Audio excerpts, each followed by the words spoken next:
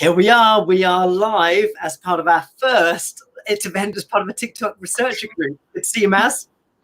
Great to see you, Andy. This is very exciting. I know, I'm trying to get used to the idea of just going live as just a conversation, nothing too formal, just to chat about stuff in public, about things we care about. Yeah, it still feels pretty strange if you ask me, but still. Well, I'm just in love with this platform StreamYard that allows us to go across a number of channels all at the same time, but it also has this handy function of being able to record everything. So you've got a legacy video at the end of it so that you can recap, people can catch up. And it's just a way of sort of, I think, working through ideas for me, certainly. And we've done a couple over the last month, haven't we? We have. And, you know, what's been really nice about that is just how, you know, you kind of enter the stream of consciousness of ideas and people's comments and reactions. And yes, of course, you get overwhelmed with all of that, but it's nice to go back to it as well and see how those ideas take shape. It's been a real privilege to be involved with this.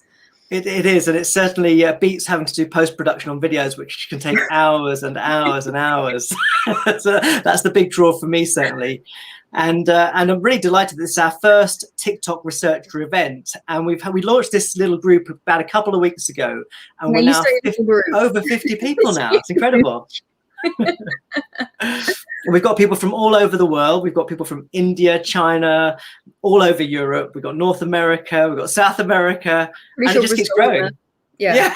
And I'm going to not delay because we've got a few people in the green room waiting to come in. So I'm going to welcome in first Professor Helen Wood first into our stream.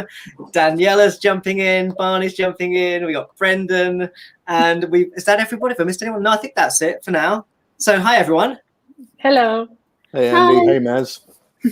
So every time someone's joined the group, I've announced them as like the 30th member, the 40th member, and it's been quite remarkable to get to know everybody. First of all, I've known you, Helen, for a while, and you feel like a bit of a newbie in this world, don't you? Yeah, I'm really come from researching television, so it's a bit of a leap. I feel like I'm going from old media to new media. But you must be telling people that television's dead by now, sure? No. Never. Oh my gosh, it's gone crazy during COVID. Yeah. And Daniela, you're from Spain. Are you based in Spain at the moment? So I was born in Ecuador, so I'm from Ecuador. Okay. And then I lived in the US for 12 years. I worked there for a while, and I'm an older PhD student. I am in my second year here in Spain. So I'm researching social media and migration because of, fantastic. Yeah, so that's what I researched. And TikTok is just wonderful for this type of research. So yes, that's what I'm doing right now. And is it big in Ecuador or big in Spain? What's happening there? TikTok is huge in both countries. Researchers are not really interested yet. They are thinking, no, this is a fad, but it is definitely huge here. Yes. Mm. Yeah. And Barney, I know you're in Ireland. I think at least you're working in Ireland. Whereabouts are you? Where are you joining us from? I'm in Dublin. I moved to Ireland straight from the University of Kent in 2004 and have been in Dublin ever since. First I was at Trinity College and now I'm at Dublin Business School. And so it's great to be involved in something like this because my research has gone from books to screens and all points in between. So this is a fascinating opportunity to just pick people's brains and kind of share ideas, I think. Yeah, and I don't know about you, but certainly when I spend time in TikTok, you're just aware of how many businesses are locating content into these platforms. I got a message on Instagram today from a sports marketing company that is building huge amounts of volume in TikTok, and it just feels like the platform where companies are flocking to. Maz, I wonder if you sort of seen that. You're in a business school over at Durham, I think. I am in a business school at Durham. Yeah, there's been a lot of attention with regards to the commercial aspects of TikTok. And it's amazing to see how enthusiastic, and of course, students full attention in that space anyway. And then they're kind of delight and yet shock that they're studying that very subject within the classroom setting as well, albeit a digital one at the moment. And TikTok lends itself beautifully to that. And there goes my cat. Also, a lot on TikTok. Cats increase our views no end, Maz. So if there's any animals around, feel welcome to bring them into the feed. It helps a great deal. And Brendan, it's great to have you joining us. Obviously, we're sort of neighbours in a normal world over in Manchester. How was your sort of entry into TikTok? Where did you sort of get into the platform or start to learn about it? Yeah, based in Manchester, but oddly from Dublin, Barney. Okay. Oh, very good. There was a lovely segue there. I thought you were going to pick up on that one, but maybe did not. Yes. So for my sins, PhD looked at social media analytics and the role that plays in business. Back in the early, 2007, 2008, when a lot of brands were kind of scratching their heads. They didn't really know how to try and measure the ROI or the success of social media marketing activity. So I've always been interested in that kind of enumeration of success and, how can we tell if this stuff is working? So I'm always looking for the new platforms, which takes about 5 years for research or for or even people in business to figure out how it actually works. So I'm always looking out for new things, always looking out for what's next, what turns around the corner. TikTok jumps out straight away as something which is just even more and more challenging for brands to try and get their heads around. And I quite like that, when I did my PhD, I was interviewing people scratching their heads saying, how the hell do I use this bloody thing? The same thing still applies today. Brands are saying, how can we use it? There's loads of kids using it. How can we tap into this area? So my interest would be very much from a commercial perspective. But also, as we were talking just at the beginning, I'm also interested in the impact that has upon people's perceptions of themselves and how they present themselves as well. I think there's quite an interesting thing there in the psychology of TikTok. I know we'll probably talk about this loads, but this idea that, who I am behind closed doors, but who I am in front of this device. I'm a very intelligent, attractive, wonderful, I smell great when I'm on TikTok. But, what is that? How do I feel about that afterwards? The impact it has on psychology. So that's kind of my two real avenues that I'd love to look at TikTok further with you guys. Fantastic.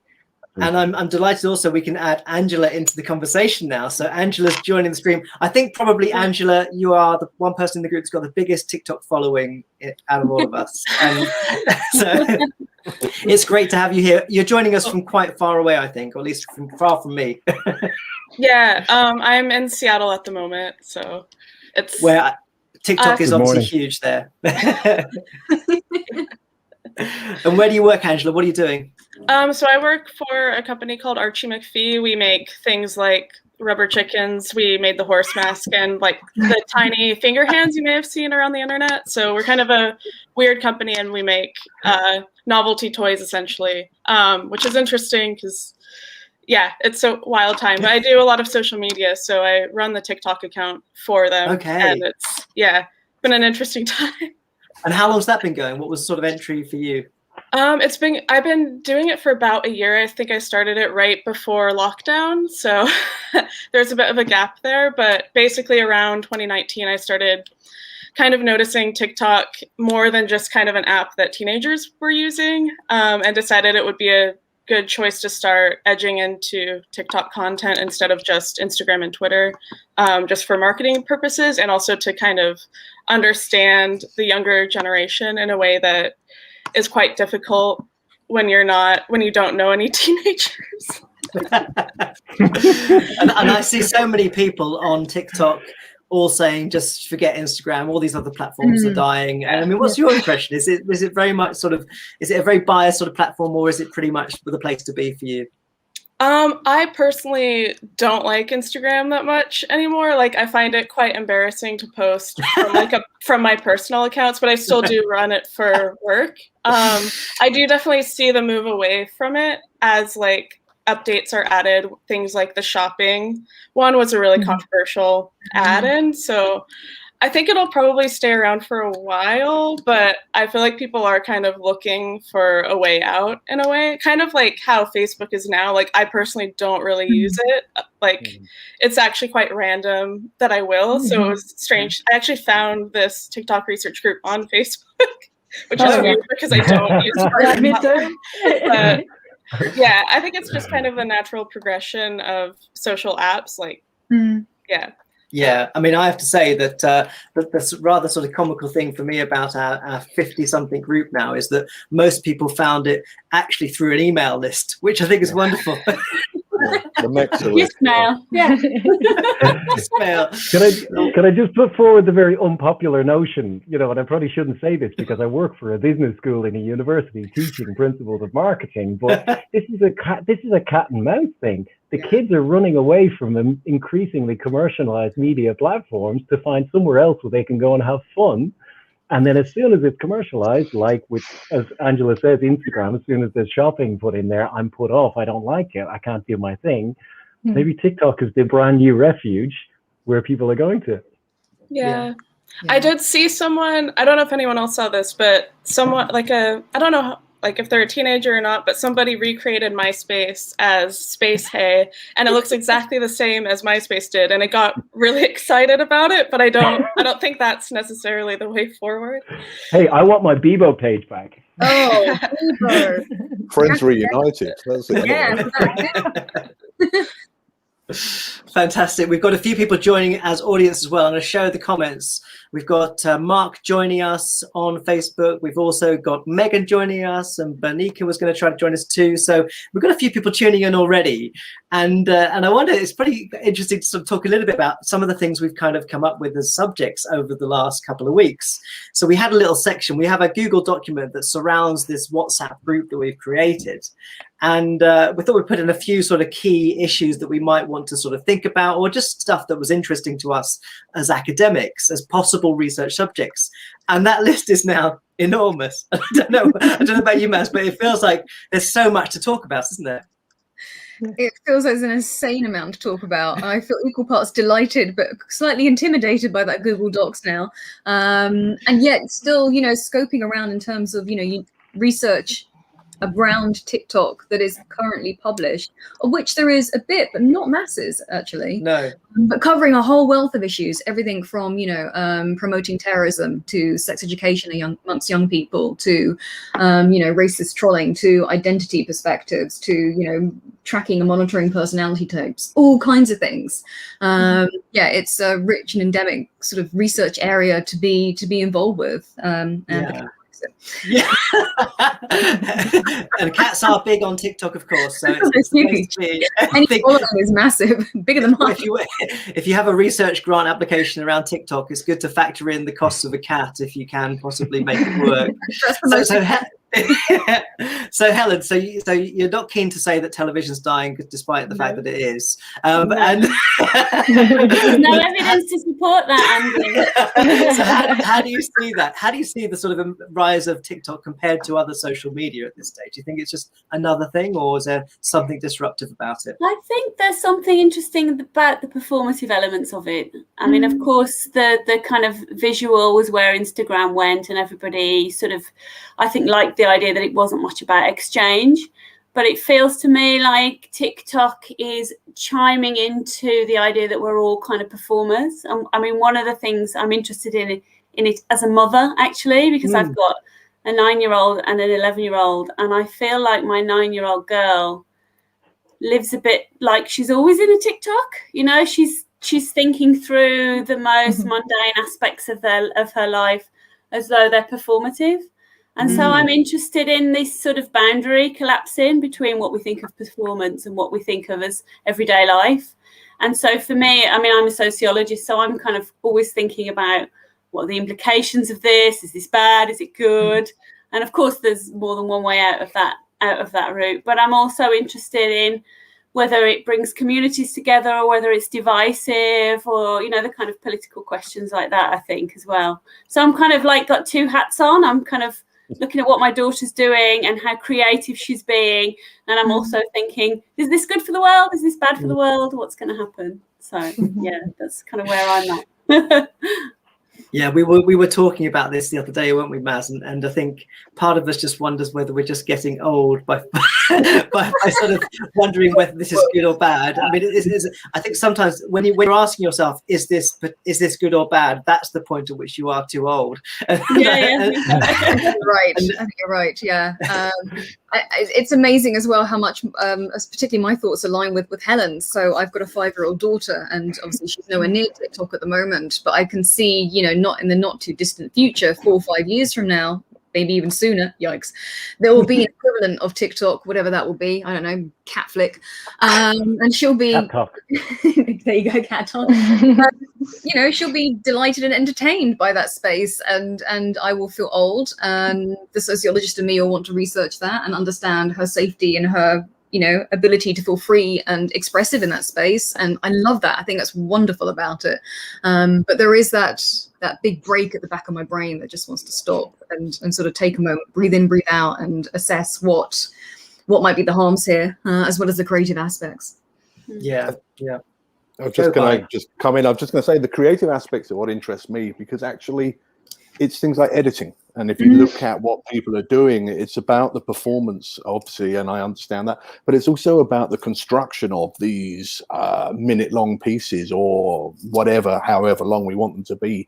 And it's very interesting for me because actually it's people are doing this anyway, and then it's how can we harness this kind of energy. And I came to it by asking the question, what can I do with my students in class? So I'm using TikTok at the moment as an assessment activity for some of my classes because they're doing it anyway. So why not speak, especially in the pandemic, because we're not in the same space anymore. So it's great to be able to work with people and encourage their creativity and bring what they're doing outside of the classroom into the classrooms with us. I think it's, so for me, and it's really exciting also. I share the reservations about Instagram. I find it too fussy and too irritating and too precious now, whereas there's something still raw about TikTok, which I hope is kind of punk in many ways. And I like that idea of it being this DIY aesthetic. And for me, that's really crucial, I think, in terms of creativity, just to pick up your guitar and play 3 chords. They're interesting to compare, I think, aren't they? Because Instagram increasingly feels more and more curated, more and more produced, more and more about a very particular aesthetic, which has been very, very branded and commercialized. And I guess TikTok still feels, and I get this phrase from my colleague Melanie Kennedy, who's written about it, it still has that kind of slightly goofiness about it, that slightly kind of, I don't know, playful set of agendas. And I think that's what's quite exciting about it. It feels more playful instinctively. Yes, I think TikTok is great because it has several different ways in which you can connect your content to other people's content. So you have the sound, the hashtag, and that is very unique. As a researcher, when you're searching for a sample, this is just gold for me, because I used to research. I wrote a book on Instagram, actually. Ah, so wow. Let's see it. Can you put it closer to the screen, to the camera? Yes. So fantastic. in Spanish, so as I was telling you before, what happens is that in Spanish, literature and internet studies comes later. So when this was published, this wonderful book, as researchers, we think this is wonderful because we are able to learn about the platform from experts. But we've noticed as Spanish-speaking researchers, there was no literature for Spanish-speaking scholars, and this happens a lot. We have like a bubble of knowledge in Spanish, in other languages, where science develops differently. It diverges, it crosses. Is very interesting. And so we wrote this book. It is about Instagram, like the main topics in the research of Instagram and what has been happening for PhD students. One is a doctor, and the rest we are all PhD students. So yeah, we have a book. But I don't do Instagram anymore. It is so difficult to access samples, to find them, to find really honest creators who are not really playing to the aesthetic of the platform, but just being themselves. Yeah. And on TikTok, it's different. It seems like people are speaking to a camera, being in many cases, there is a lot of filters. There's all kinds of things. But for my research about migration, I found there is very interesting cases of activism that are not present, I cannot find in other platforms. And for me, that is very, very interesting for research. So really interesting. Angela, I wonder if you could speak to that, because I know that you're sort of doing a weekly newsletter about some of the experiences. And I always sort of think that with every sort of social media platform, I wonder whether my own experience is at all related to what others are experiencing. So what's your impression of that in terms of the content that's being generated, how it compares to other platforms? Yeah, it changes kind of weekly, honestly. Like, so basically I will be scrolling through TikTok kind of on my breaks at work or in my spare time to see what types of content is the most popular that week, what kind of trends are emerging, anything from like a song use to like a new recipe or just whatever people are seemingly talking about. And then I also have an interest in the kind of weird content and the things that I don't really understand, and either that I find kind of funny in some way. And I originally kind of set out with like this rule of like to not do anything that something like BuzzFeed would cover, but it's kind of just become whatever I find interesting, I suppose.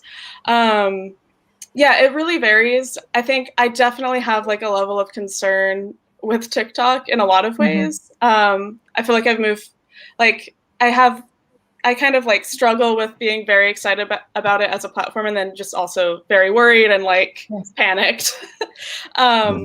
I do find that it's quite similar. It's more similar to Vine, I would say. And then also there's elements of things like Tumblr has been the biggest one that people actually do talk about within TikToks themselves, like the kind of culture of Tumblr, at least on my feed, because everyone's For You page is quite different.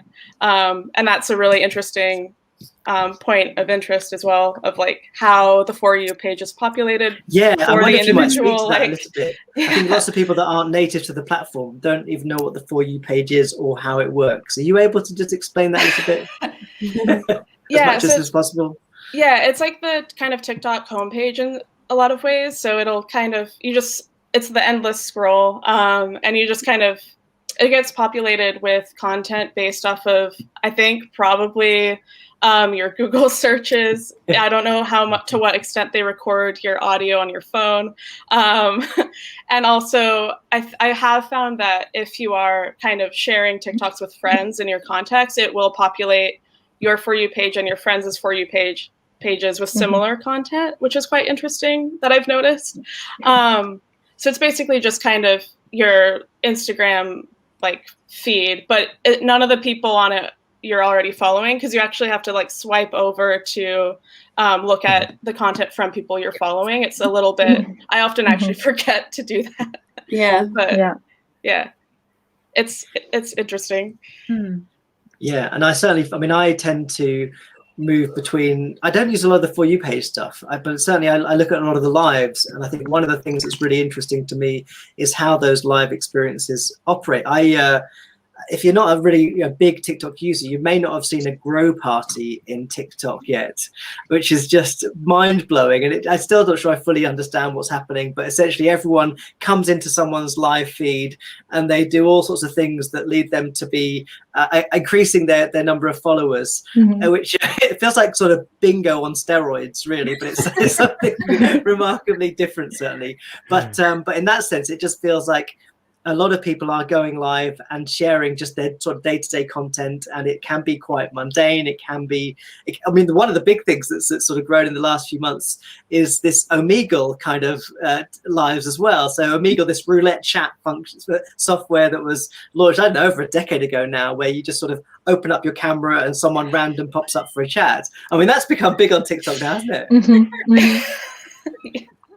Which seems to be incredibly risky, but nevertheless, it's there's a comedian that I follow, and he had his Omegle sort of chat open and was seeing who was popping in, and it's funny. I think what's interesting is that so much of what's happening in TikTok is comedy, and that's, I think, a really popular feature of what's going on. Yeah. So Brendan, are you into TikTok? Yeah, are you in the platform? Are you sort of getting immersed in the space? I'm early adopter, I'd say. I'm lurking at the moment, because I'm kind of quietly trying to figure it out. But even as Angela says, you forget to swipe right or to look to jump into different pages. That was the thing that killed me with Snapchat when I first saw it. I couldn't work it out, and that's when I thought that I'm getting old, because I can't figure out how to use the bloody thing. But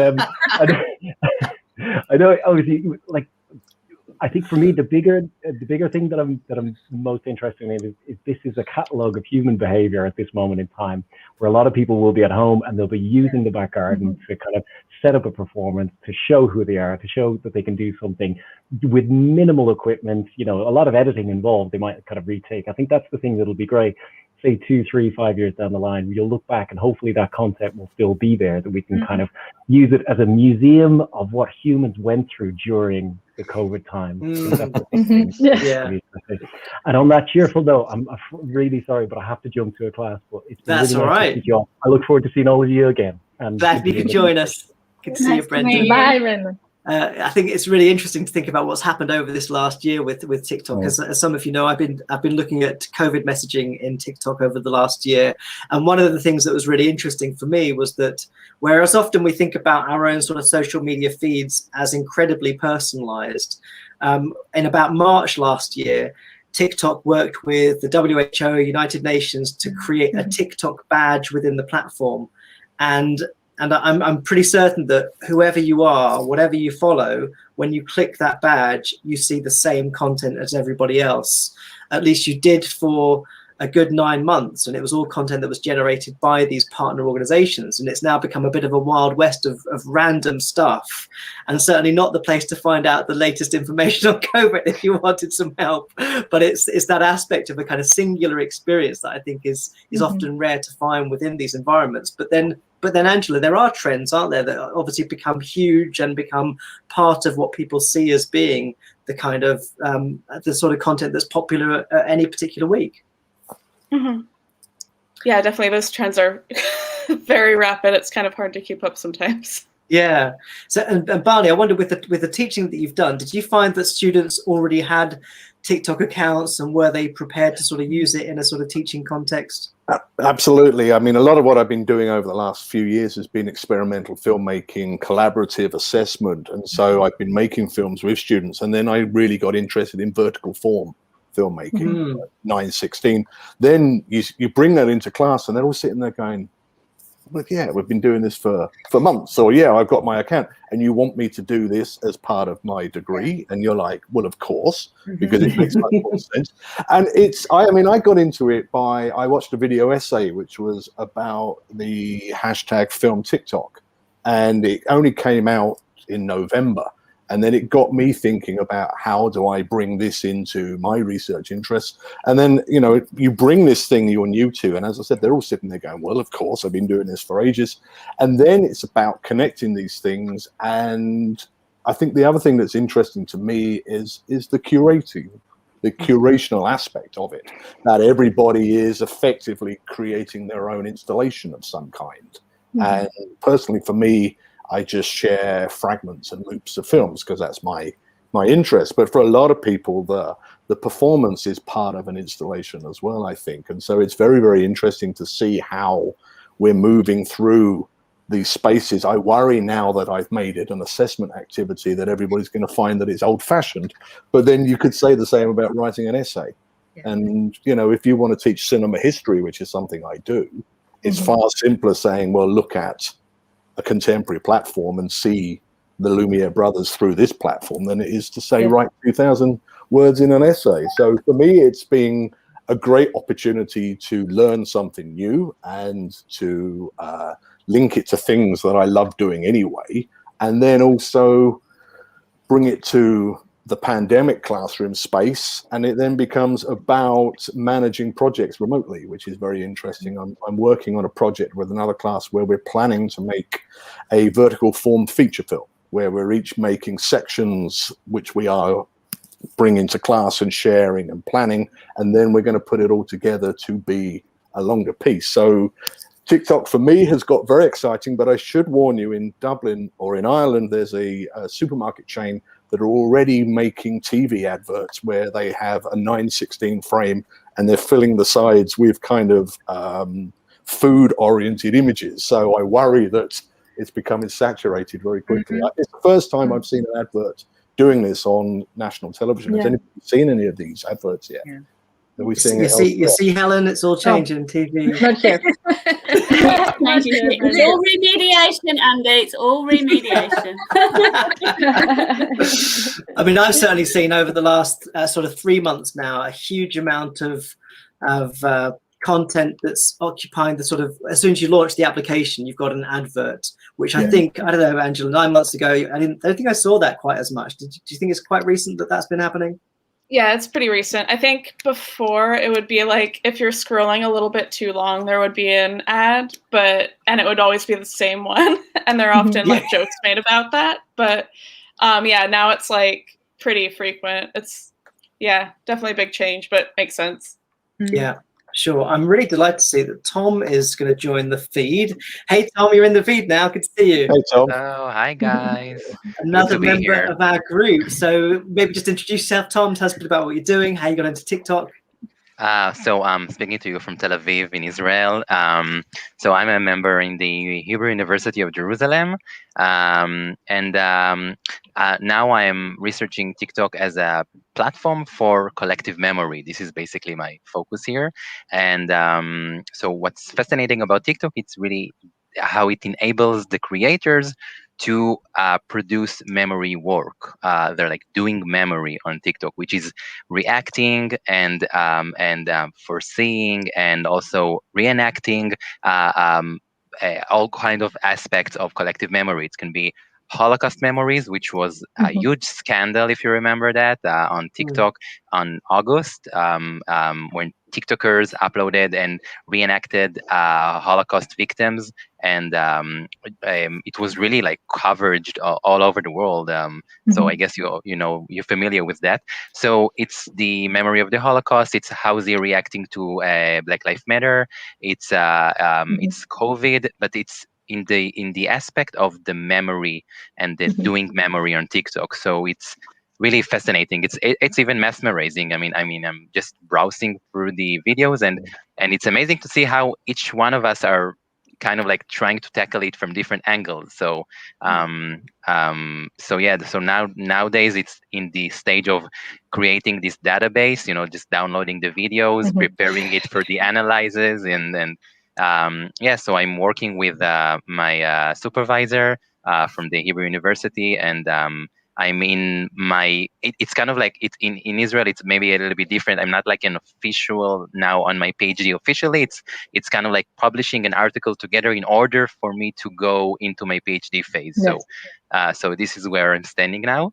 So I'm all about like, the teenagers doing weird stuff, because I'm examining it from how they are reacting to the present, how they are maybe afraid or kind of like fear from the future, and how they are communicating with the past. So it's all about time. Really interesting. That's fascinating. I think there's so much nostalgia across TikTok as well, isn't there? There's lots of like, picking up of, I can hear my kids now singing old tracks that were, from my generation, and they've got it from TikTok. They haven't got it, So it's this kind of strange archive of all these older popular things that I'm finding comforting, Andy, as an old person. The kind of old stuff is coming back. It's been remixed, it's been remade, and it's kind of it's not all about like driving at the new. I think it's about, I don't know, it's remaking the past in some interesting way. It's like flicking through one of those old-fashioned radios, and you just keep coming across these wide range of stations. And there's language there, of course, but it is your idea, Helen, of these things just coming back round repeatedly. Boney M has now moved from being the one dance that everybody did to the slow one that people now do, and then that's going to change again very quickly. And then you think, well, no one in their right mind would dance to Boney M, and then it becomes this sort of opportunity. But then you also see the people that refuse to conform to the dances and don't do them properly, or put up the images of themselves doing it badly, and that becomes the additional part of these very interesting aspects of what we're watching. And it's endless as well. I mean, I lose hours making little things, and also just watching little things. And but I'm sure, like many of you, I've seen some really dark things on TikTok as well. I've seen some really, I don't want to take us in a different direction, but I think there's a darkness inherent in this platform, which maybe it's about people just exposing themselves because they can't stop themselves, because we have a phone and we just press record or something. But I've seen horrendous images of people hysterical or broken, and bringing that to the platform. Trauma.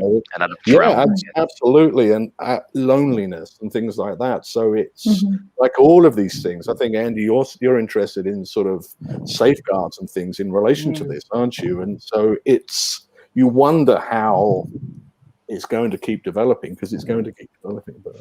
So, Barney, I wanted to ask you something. I taught a class last week using TikTok.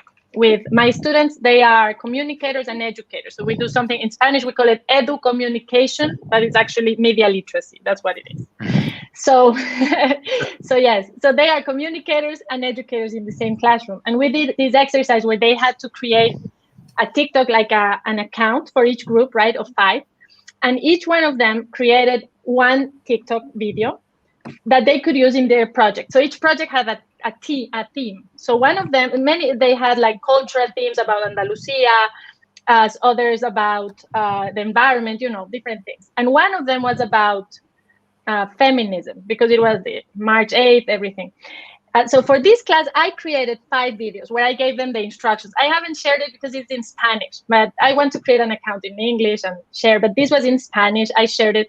And I was surprised, because it was a new account, how fast they became, they were very viewed by a lot of people, how fast they were, you know, they gained views. So they created their videos. Some of them were a little concerned about their privacy. So they used these masks, you know, that there are everything. And one of them in the feminist group created a video using a very popular sound. You know, these trends where the sound is very popular, people use it a lot. So she used one of those, and she did a feminist video about, oh, you try being a woman for one day. And she posted it, and 5 hours later, she wrote me an email saying that she was getting all this hate, like 5 hours later. Wow. Like lots of messages, I mean, private messages, all kinds of hate. And it was very interesting. First of all, as a case study for feminism, why do we need it, right? And second, it was interesting because I had 60 students, and this is the only video which had this. So I don't know your experience. So there's an issue with privacy, you know, and just safety. It just seems to be complex. But there's an issue with misogyny. And I think exactly. the problem is that, you know, the digital world seemed to be a space where misogyny ramped up in kind of extraordinary ways. YouTube notoriously, Twitter terrible. You know, I have colleagues who you know, can barely write about their research without receiving torrents of abuse. So there's a kind of, you know, there is a kind of critical problem about the spaces for women or women identifying as women, and you know, those kind of categories. It's scary how quickly that ignites and how little we seem to be able to capture or do anything about it. I think it's a huge problem. I think the other thing, one of the things I've tried to do, Daniela, is I haven't insisted that they have to have a TikTok account in order to complete the assessment. It's about using, I mean, the info and editing apps. There are lots of them anyway. So it's more about creating something within the parameters, which would be a minute or less, which would be a personal combination of text, image, still, moving, sound, all of those kind of things. And some of my students will use their TikTok accounts and use that, but you can't insist on it. Yeah, well, I don't feel I can. So I've just sort of said, look, it's 9:16, it's a minute or less, and I want to see evidence of. So also maybe I was wondering, maybe Daniela, because it's in its educational aspect. So maybe to try and to kind of like confront one or two comments, try to dialogue, to create a dialogue with one of the people who commented, and try to, you know, bring a different side to this clash. So my student was feeling unsafe, so I couldn't do that with her. But I am definitely using it for my migration research. So I'm going to do a study on hate speech. Because here I'm studying migration in Spain and in the US. So just trying to create content that is progressively more extreme to the left, right? Pro-migration, and to see the hate.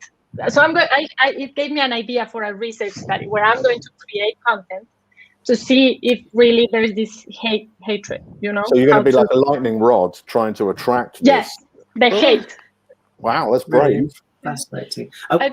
Sorry. No, I want to bring you in, Angela, but I wondered, because it just strikes me that Melissa mentioned she often finds people with live feeds where they're just sleeping, and it made me want to ask you, Angela, but feel welcome to just bounce off anything else, is whether we have, because Tom mentioned this idea of the sort of Holocaust sort of content that happened a few months ago, and I must admit, I don't think I saw much of that, and I wonder if there is a kind of collective experience within TikTok, or whether it's entirely sort of fragmented community communities. But feel welcome to sort of freestyle of other people's comments.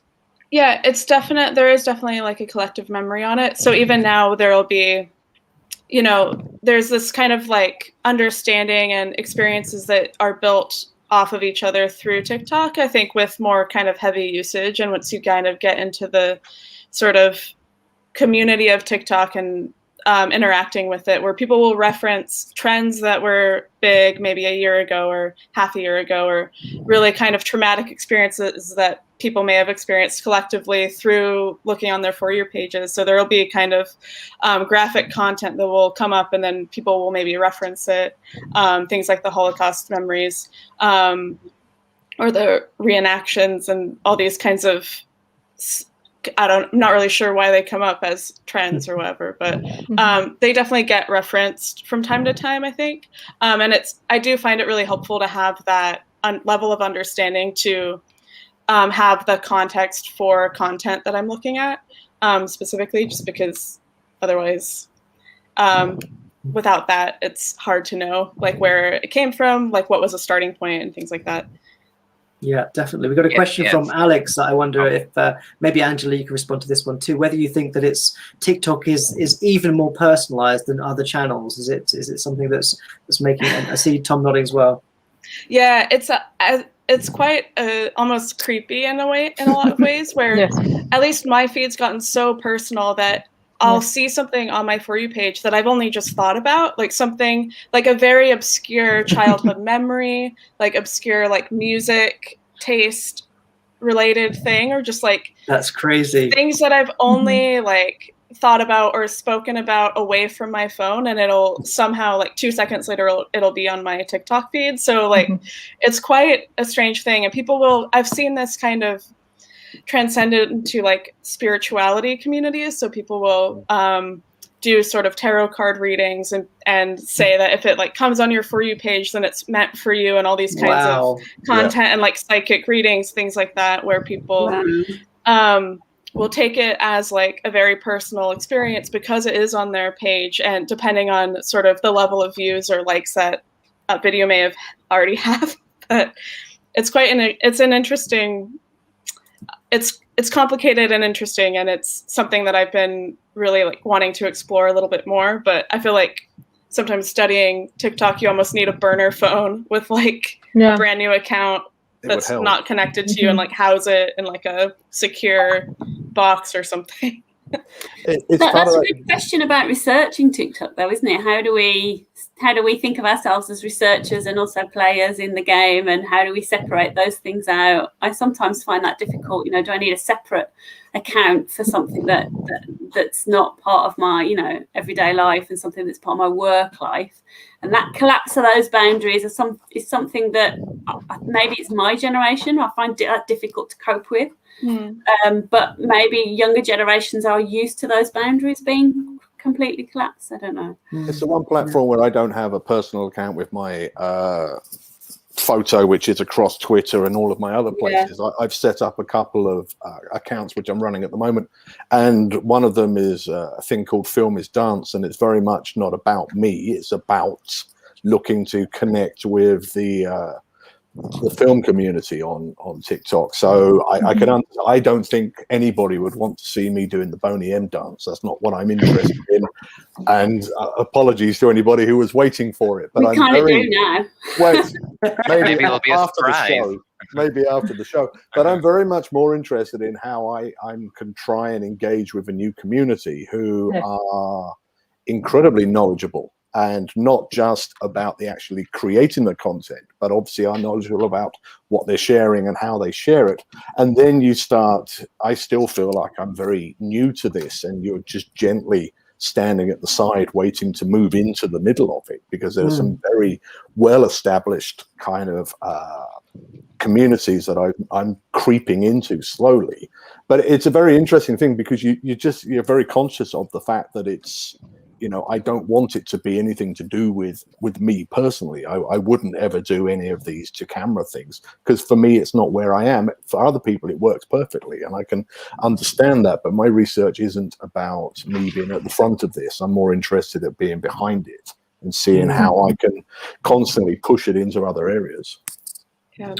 Go ahead, Angela. Oh, I did have one thought, kind of going back to, not to turn the conversation backwards, but about sort of the kind of horrors and also within the classroom and the issue of commenting, where I have noticed this experience of looking at videos and seeing one that I can tell is probably controversial, or it has been controversial, and you can see that the comments have already been turned off, or it has like lots of views and likes, and you can see that the comment section says 0, and it's often because something horrible has happened there, and that's been an interesting experience to see. And some videos are just have those naturally turned off, and I think that would maybe be a useful tool for using TikTok in the classroom, is just to protect the students in that way. But seeing the videos where you're like, what happened here, and also like and then also videos where the comments have slowly been turned off, and then the video ends up being removed or something to that degree. And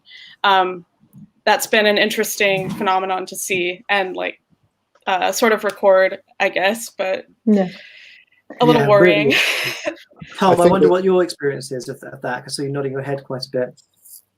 Oh, you still there? I think we might have lost Tom. Oh no. Can I jump in just while we're waiting? I just wanted to pick up on something you're saying, Angela, because I found your newsletter really useful, and I brought it into class last week. Oh wow. And used some of it, just because we need someone who is pulling out a bit like the Greek mythology. We need someone who is unwinding the string as we go into this labyrinth. And I found that we were talking about clean talk in class, and I never thought I would ever be talking about this. But then you start thinking about these things, and it needs, it must be a labor of love constantly trying to do this. But I have found it's really useful to have someone like yourself just kind of gently leading me through some of these spaces. And so I don't know, can I just ask what made you want to do this? Because it must take you hours to do it. Yeah, it is definitely out of sort of personal interest. It kind of came about while at work, actually. I was sort of discussing like TikTok content and trying to sort of explain my findings to a supervisor, a colleague. And through that, he kind of encouraged me to do a newsletter. And I'd already been thinking about doing that. I've kind of existed in like an online art and like publishing world in a little bit. And I also have interest in sort of pursuing a PhD at some point in the near future. So it's kind of been a way to get more comfortable sharing work online, and also to, as like kind of a reason to continue doing research in like a more passive way that feels more integrated with my life. And just because going from just a more like work-centric or like professional-centric lifestyle to academia is quite, at least in my kind of world in Seattle, there's quite a difference.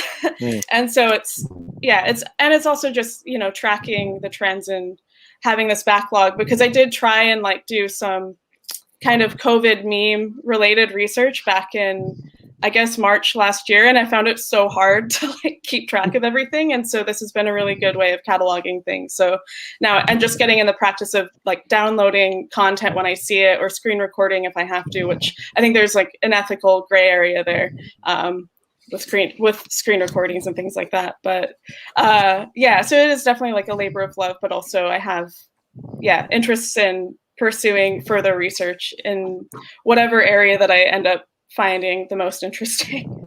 I mean, one thing that you Andy, one thing that really struck me as really relevant there, because I've been thinking about the ethics a lot as well, and you mentioned a moment ago, Angela, that there's this kind of strange ability of TikTok to know what you're thinking or doing without you having told it.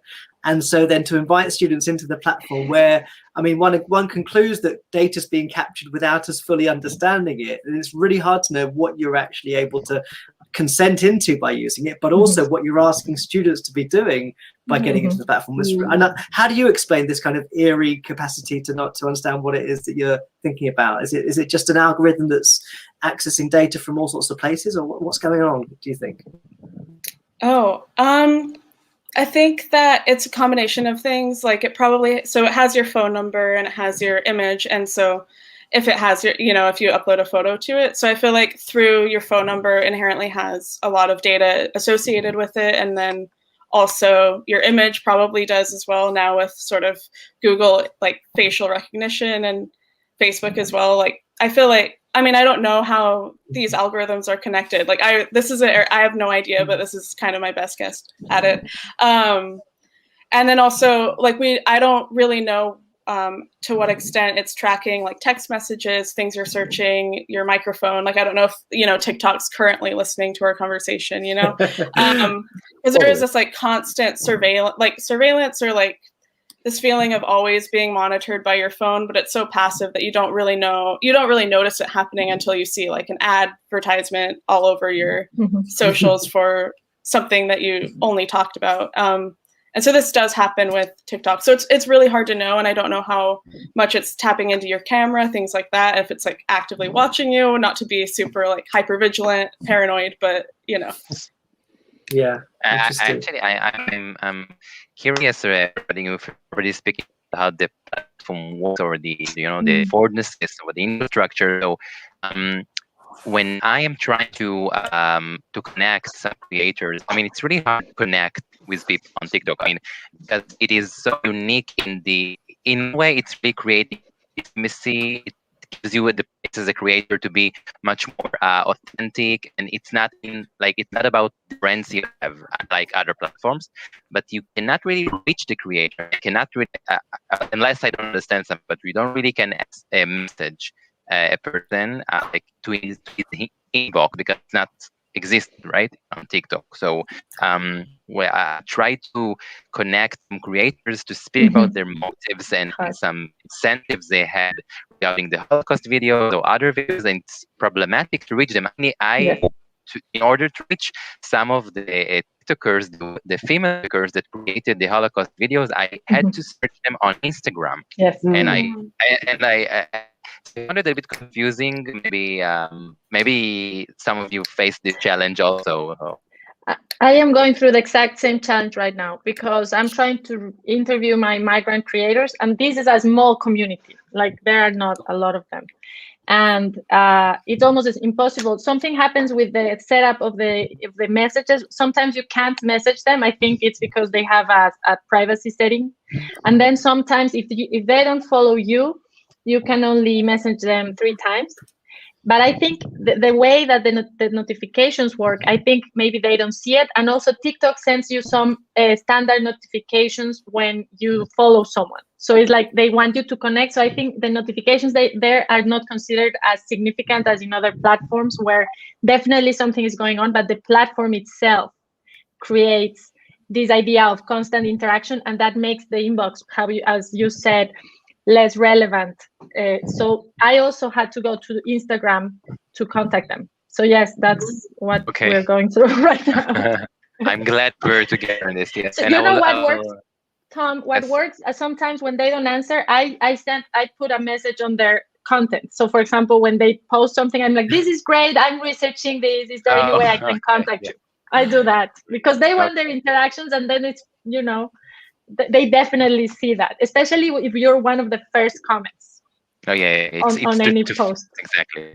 Helen, did you want to comment on that? I just wanted to ask a question to people who know way more than me. But I mean, what is the kind of ethical position on talking about people's content for research, or even re-showing their content for research if you're if you're a follower? Or I mean, where do we stand around issues of consent, etc., in terms of using it as a kind of data source? I know there's loads of grey lines, and different advice from the Sociological Association is different to the Association of Internet Researchers. So I just wondered if you could tell me, when I'm in this world, what should I be doing? I mean, Maz and I was talking about this the other day, and I got an ethics application through our university, and we sort of discussed it was probably reviewed by people that don't really understand the platform.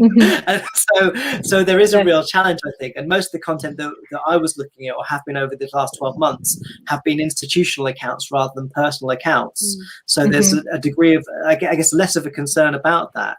But I think there is a real challenge with being able to ensure any kind of consent without doing it in a very sort of manual way, because obviously as a researcher that would want to do kind of ethnographic work within the platform, you would want to stay within that space. But if you try to disrupt somebody's live experience by asking them if they're happy to be part of a research study, and you'll be booted out by a moderator probably, because it's just too difficult. It's just, and yeah, it's fascinating because I've seen people that have hundreds of thousands of followers, and yet they're doing a live with just 50 people, and so there's a really interesting sort of disjunction between those two types of audiences. But I think it's probably unresolved. I don't know what other people's experiences are, but it's really difficult.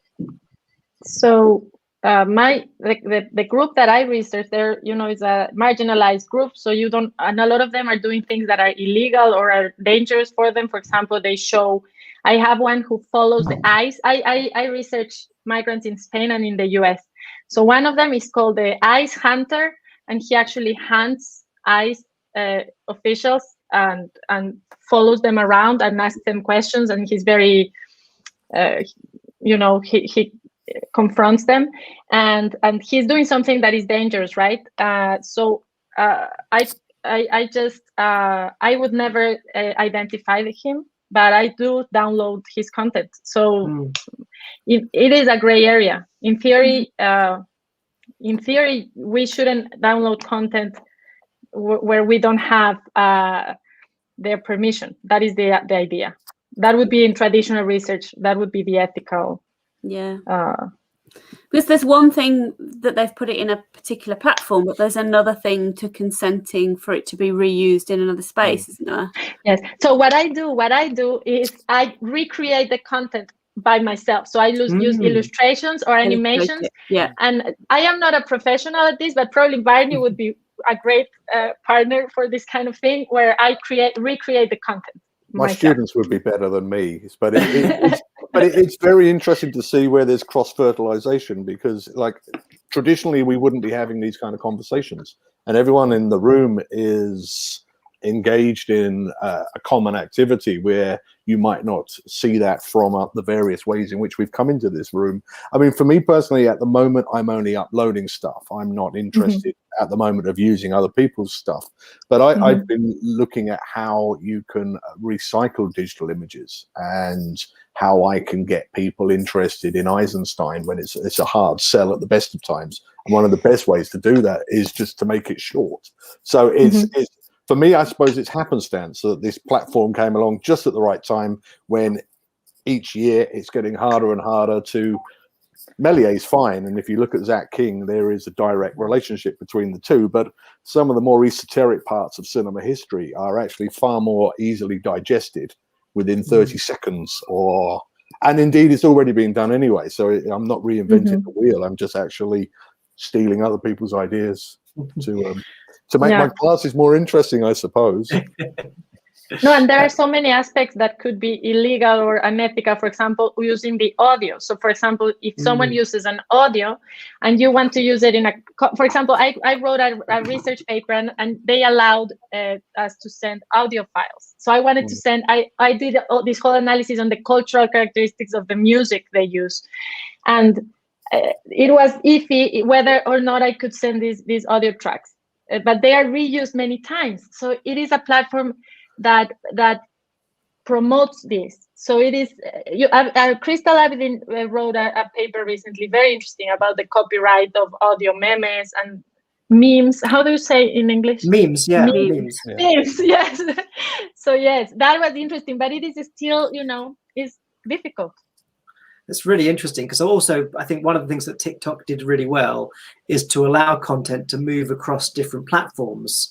I gather recently there's one sort of Instagram social media account that I follow called Social Joy, and she's a market social media manager. So she posts videos about content, about how to create it and so on. And a lot of what she's been saying lately has been that Instagram is kind of reducing the visibility of anything that's got a TikTok logo within it, so that it's which is, I mean, I don't know if it's true, but it's sort of conceivable to me that might be. But I think that possibility of moving the content in its sort of original creative format into another social media channel was certainly, Angela, I don't know what your impression was, but initially that was one of the things that worked really well with TikTok.